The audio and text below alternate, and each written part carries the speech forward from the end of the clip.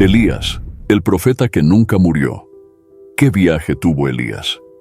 El viejo profeta surgió como el hombre de Dios del momento, habiendo sido entrenado en Querit, moldeado y refinado en Sarepta, usado magníficamente en el Monte Carmelo, ungido poderosamente para comparecer ante el rey Acab en varias ocasiones, y finalmente concedido la compañía de su amigo Eliseo.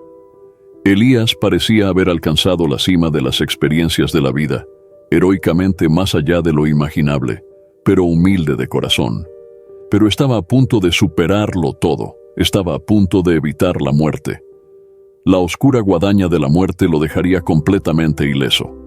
El combate sin muerte de Elías lo coloca en la categoría extremadamente rara de combates sin muerte. Según el registro sagrado, solo 2 personas en la historia registrada han abandonado el planeta sin caer en las fauces de la muerte. El primero fue Enoc, Génesis 5, 21-24. Cuando Enoc había vivido 65 años, engendró a Matusalén. Después de convertirse en padre de Matusalén, Enoc caminó fielmente con Dios durante 300 años y tuvo otros hijos e hijas. Enoc vivió un total de 365 años. Enoc caminó fielmente con Dios. Luego no apareció más, porque Dios se lo llevó. El segundo fue Elías. Los creyentes que estén vivos en la tierra en el momento del regreso de Cristo serán los últimos en experimentar este tipo de partida. No sabemos la fecha ni la hora exacta, pero sabemos que aquellos que estén vivos cuando Cristo regrese por los suyos se salvarán de la muerte. En la primera carta a los Corintios, Pablo escribe con confianza: «He aquí os digo un misterio. No todos dormiremos, pero todos seremos transformados en un momento, en un abrir y cerrar de ojos, a la final trompeta. Sonará la trompeta, los muertos resucitarán incorruptibles, y nosotros seremos transformados. Porque es necesario que lo corruptible se vista de incorruptibilidad, y lo mortal se vista de inmortalidad.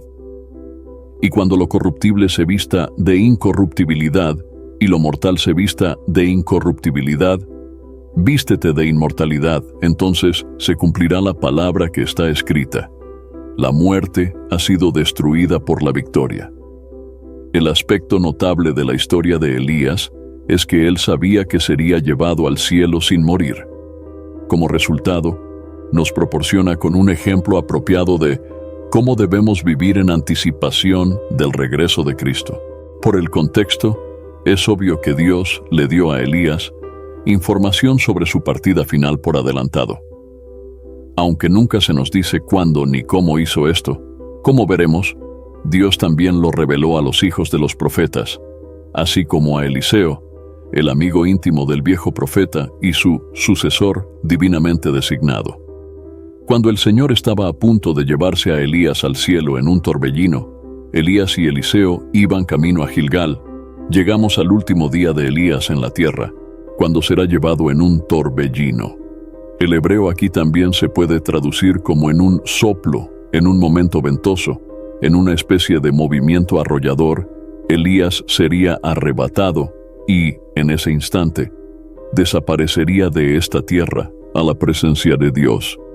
Ahora Dios no solo le dijo a Elías que esto sucedería y cómo sucedería, sino que también le dijo dónde sucedería. Esto explica por qué vemos a Elías avanzando rápidamente hacia el Jordán. Mientras lees la narración, imagina cómo se desarrolla la escena. Y Elías dijo a Eliseo: «Te ruego que te quedes aquí, porque el Señor me ha enviado a Betel». Y Eliseo le dijo: «Vive el Señor y vive tu alma, que no te dejaré». Entonces descendieron a Betel. Y los hijos de los profetas que estaban en Betel salieron al encuentro de Eliseo y le dijeron: «¿Sabes que el Señor se llevará hoy a tu señor?». Y él dijo: «Sí, lo sé, cállate». Y Elías le dijo: «Te ruego que te quedes aquí, porque el Señor me ha enviado a Jericó». Y él dijo: «Vive el Señor y vive tu alma, que no te dejaré». Entonces fueron a Jericó, y los hijos de los profetas que estaban en Jericó vinieron a Eliseo y le dijeron: «¿Sabes que el Señor se llevará hoy a tu señor?». Y él respondió: «Sí, lo sé, cállate». Y Elías le dijo: Te ruego que te quedes aquí, porque el Señor me envió al Jordán. Y él dijo: Vive el Señor y vive tu alma, que no te dejaré. Luego ambos se fueron juntos. Los hijos de los profetas le hicieron a Eliseo la misma pregunta, tanto en Betel como en Jericó: ¿Sabes que el Señor se llevará hoy a tu Señor? Eliseo respondió de la misma manera las 2 veces: Sí, lo sé, cállate ahora. Eliseo reconoció que Elías estaba perdido en un periodo único de reflexión y necesitaba paz y tranquilidad. ¿Cuántas veces has escuchado que cuando una persona muere, toda su vida pasa ante sus ojos? Eliseo, su amigo cercano y el profeta más joven a quien le pasaría el manto de autoridad, reconoció la importancia de tomarse un tiempo para reflexionar sobre todo lo que estaba sucediendo. Como resultado, Eliseo efectivamente dice: No hagas preguntas, por favor. Debes estar en silencio. Dale a Elías algo de tiempo para pensar y reflexionar. Gilgal fue el punto de partida, según Josué 4. Gilgal fue el lugar del campamento de los hijos de Israel después de cruzar el Jordán hacia Canaán. Si recuerdas tu historia bíblica, este era el punto en el que todavía estaban a salvo justo antes de que comenzaran su invasión al territorio enemigo. Y el pueblo subió del Jordán el día 10 del mes primero y acamparon en Gilgal, al oriente de Jericó. Josué 4:19. Gilgal fue el punto de partida del viaje final de Elías. El siguiente destino de Elías fue Betel, un lugar de oración. Betel significa casa de Dios. Fue donde Abraham construyó un altar y donde a menudo se reunía con el Señor. Génesis 12:8. De allí fue a las montañas al oriente de Betel y plantó su tienda, con Betel al occidente y Jai al oriente. Allí edificó un altar al Señor e invocó el nombre del Señor. Génesis 12:8. Durante sus tiempos de búsqueda y lucha, así como de dedicación y preparación, el patriarca a menudo regresaba a Betel, donde había adorado y comunicado con Dios por primera vez. Finalmente, Elías fue al Jordán, que era un lugar de muerte, no solo de muerte física, sino también de muerte de la vida misma.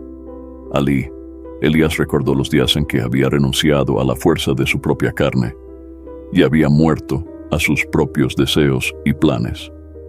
Con el paso de los años, este decidido hombre de Tisbe aprendió a depender de su Dios en lugar de depender de sí mismo. Había aprendido a caminar en la fuerza del Señor, no en la suya propia. Aprendió a someterse, esperar y obedecer.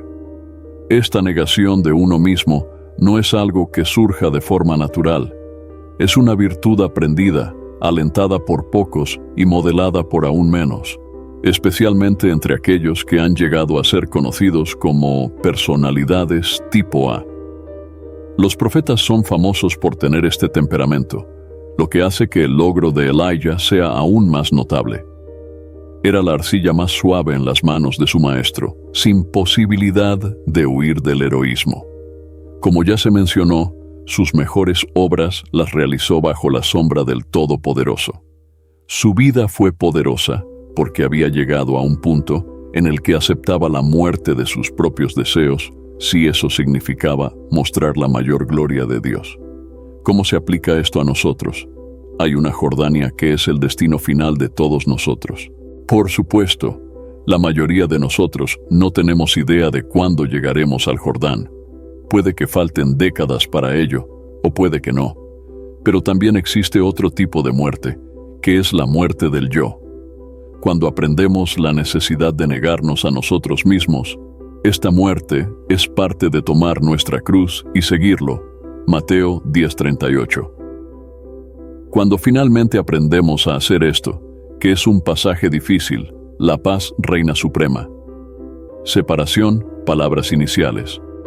Eliseo le dijo a Elías, cuando llegaron al Jordán, su destino terrenal final: Vive el Señor y vive tu alma, que no te dejaré. Elías había tratado de distanciarse de Eliseo desde Gilgal. No creo que estuviera tratando tanto de deshacerse de Eliseo, como de poner a prueba a su compañero cercano, su futuro sucesor, Eliseo, tal vez no quieras acompañarme a Gilgal, Betel o Jericó, y ciertamente no a cruzar el Jordán, pero Eliseo no cedió, permaneció al lado del viejo profeta. En el fútbol, se utiliza una expresión cuando un defensor sigue de cerca a un receptor, mientras éste sigue un patrón para atrapar el pase. Llamamos al defensa pegado a la camiseta. Si permanece junto al receptor todo el tiempo, el defensor permanece tan cerca que el receptor ofensivo sacude la cabeza y murmura: «El tipo estaba pegado a mí». Eso significa que estaba pegado a mí. No podía deshacerme de él. Estuvo ahí de principio a fin. Ese es Eliseo. Le dijo a Elija: «Estoy pegado a tu camisa, amigo mío. No te vas a deshacer de mí. Estoy aquí todo el tiempo». Lo dijo así: «Vive el Señor y vive tu alma, que no te dejaré». Entonces los dos fueron juntos. 2 Reyes 2:6. ¿No necesitamos todos algunos Eliseos en nuestras vidas? Nos dan valor y son verdaderamente una raza rara. Son nuestros amigos más cercanos, los que están ahí para nosotros, con nosotros y disponibles para nosotros, para escucharnos, para ayudarnos, para suavizar los golpes de nuestros críticos, para orar con nosotros, para estar en nuestro rincón, brindándonos aliento y objetividad. La escena cambió abruptamente cuando los dos hombres se detuvieron en el Jordán. Ahora llegamos al evento milagroso, 2 Reyes 2:7-10. Y 50 hombres de los hijos de los profetas fueron y se pararon de lejos para verlo. Y ellos dos se pararon junto al Jordán. Y Elías tomó su manto y lo enrolló y golpeó las aguas. Y se separaron de un lado al otro, de modo que ambos pasaron sobre tierra seca. Y aconteció que cuando pasaron, Elías dijo a Eliseo: «Pregunta, ¿qué puedo hacer por ti antes de que me quiten de ti?» Y Eliseo dijo: «Te ruego que me des una doble porción de tu espíritu sobre mí». Y él dijo: «Cosa difícil habéis pedido. Pero si me veis cuando me quiten de vosotros, os sucederá. Pero si no, no sucederá». Este milagro es similar a lo que ocurrió hace siglos, cuando Dios milagrosamente dividió el Mar Rojo, permitiendo a Moisés y a los hijos de Israel cruzar en tierra firme. Las aguas del Jordán se separaron en este caso, permitiendo a Elías y Eliseo cruzar el río en tierra firme. Entonces Elías se dirige a sus amigos y les pregunta qué puede hacer por ellos antes de partir, antes de que el Señor los saque de esta tierra. Note la petición inmediata de Eliseo. Este es un hombre que tiene grandes ideas y no tiene miedo de compartirlas. Elijah, has realizado algunos milagros increíbles en tu vida, dice, pero me gustaría una dosis doble de tu espíritu para poder tener el doble de poder. ¡Qué petición tan maravillosa! No tengas miedo de pedirle a Dios cosas grandes. Quiero darte mucho, ya sabes, dice, pregunta. Sin embargo, muchos cristianos tienen una mentalidad muy limitada. Sería prudente aprender una lección de visión del fiel compañero de Elías. Incluso Elías, con todas las grandes cosas que le pidió a Dios, recuerden que este es el hombre que hizo bajar fuego del cielo, se sorprende aquí. Es una pregunta difícil, le admite a Eliseo. Sin embargo, si me ves cuando me quiten, entonces todo lo que pidas será tuyo. No lo será si no lo ves. Puedes apostar que Eliseo estaba decidido en ese momento a no perder de vista a Elías, pero no tuvo mucho tiempo para sentarse y mirar. Sucedió sin más. 2 Reyes 2:11. Caminaban juntos y hablaban. Elías no estaba predicando ni profetizando en ese momento. Eran solo dos amigos cercanos caminando y hablando juntos. Ese debe haber sido un momento fantástico. Apareció un carro de fuego y caballos de fuego, y Elías fue llevado al cielo en un torbellino. La Biblia lo dice así: mientras caminaban y hablaban, he aquí un carro de fuego con caballos de fuego, los separó unos de otros, y Elías ascendió al cielo en un torbellino. Cuando Eliseo vio los carros, exclamó de asombro y reverencia. Tu corazón debe haber estado latiendo con fuerza en tu garganta. Tu adrenalina debe haber estado por las nubes. Luego hubo un suspiro.